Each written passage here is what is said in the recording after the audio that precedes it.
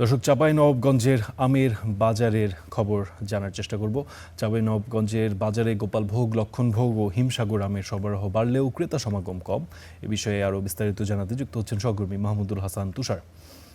তুষার, বাজারে যেসব আম এখন পাওয়া যাচ্ছে সেগুলোর দাম কেমন সে সম্পর্কে একটু ধারণা দেবেন এবং ক্রেতা বিক্রেতারা কি বলছেন?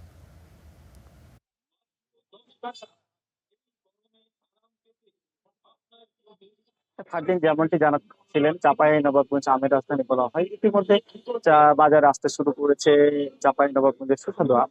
বাজারে ঈদের কয়েকদিন পর থেকেই বাজার আম আসছে। গুটি আম, গোপালভোগ, এরপর শীর্ষাপাত, ল্যাংড়া আম কিছুটা হলো আসছে বাজারে। তবে এখনো বাজারে ক্রেতা এবং বিক্রেতাদের তেমন আমরা দেখতে পাইনি, বাজারে জমে ওঠেনি। আর হয়তো বা আম চাষিদের এবং আম বিক্রেতা এবং সবার সাথে কথা বলছেন, তিনি জানাচ্ছিলেন যার কয়েকদিন লাগবে হয়তো বাজার জমে উঠতে।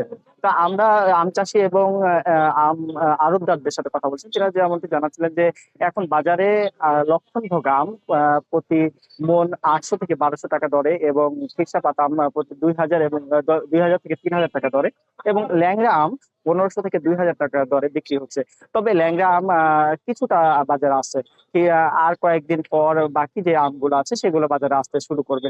তবে আমরা আম চাষীদের সাথে কথা বলছিলাম, তেনারা অভিযোগ করছিলেন যে বাজারে তারা আম সরবরাহ করার জন্য নিয়ে আসলো বাজারে, যে ওজনের প্রতি একটা অভিযোগ রয়েছে যে তারা আড়তদার কাছে যে আম দেয়, তারা প্রতি মন 40 কেজি হওয়ার কথা থাকলেও সেখানে তাদেরকে 50-এর অধিক পরিমাণে তাদেরকে প্রতি মন আম দেওয়া লাগছে।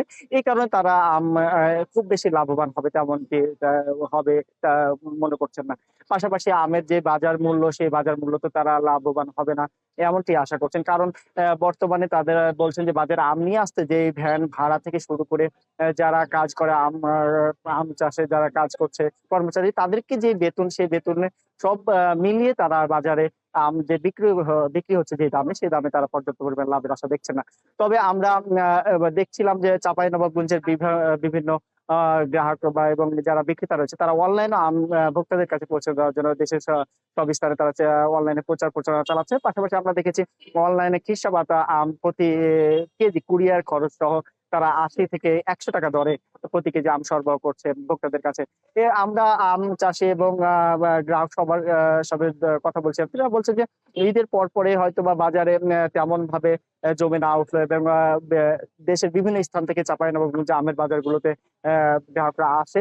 তো হয়তো বা ঈদের পর পরে তারা আসেনি, পৌঁছেনি, এই কারণে হয়তো বা কিছুটা হলেও বাজারে জমে ওঠেনি। তবে আর কয়েকদিনের পরেই বাজারে বিদেশের বিভিন্ন স্থান থেকে তা আসবে আম ব্যবসায়ীরা, তারপর থেকে বাজার জমে উঠবে এবং পর্যাপ্ত দাম পাওয়া যাবে। আপনাকে জানাতে চাই, চাঁপাইনবাবগঞ্জে এবার প্রাকৃতিক কোনো দুর্যোগ না হয়, আমের ফলন এবং আমের আকার দুটোই ভালো আছে এমনটি জানাচ্ছিলেন আমাদের আম চাষী এবং কৃষি কর্মকর্তাদের সাথে কথা বলছে, তিনারা বলছেন যে আমের যে লক্ষ্যমাত্রা ধরা আছে, প্রায় জেলায় 37,487 হেক্টর জমিতে আম এবার চাষাবাদ করা হয়েছে। লক্ষ্যমাত্রা ধরা আছে 1,48,912 মেট্রিক টন। আশা করা যায় যে যদি প্রাকৃতিক দুর্যোগ বা কোনো ঘটনা না হতে, তাহলে পরে আমের লক্ষ্যমাত্রা ছাড়িয়ে যাবে এমনটি জানাচ্ছিলেন। ফারদিন, চাঁপাইনবাবগঞ্জ থেকে ছিল সবশেষ তথ্য। জি তুষার, আপনাকে ধন্যবাদ।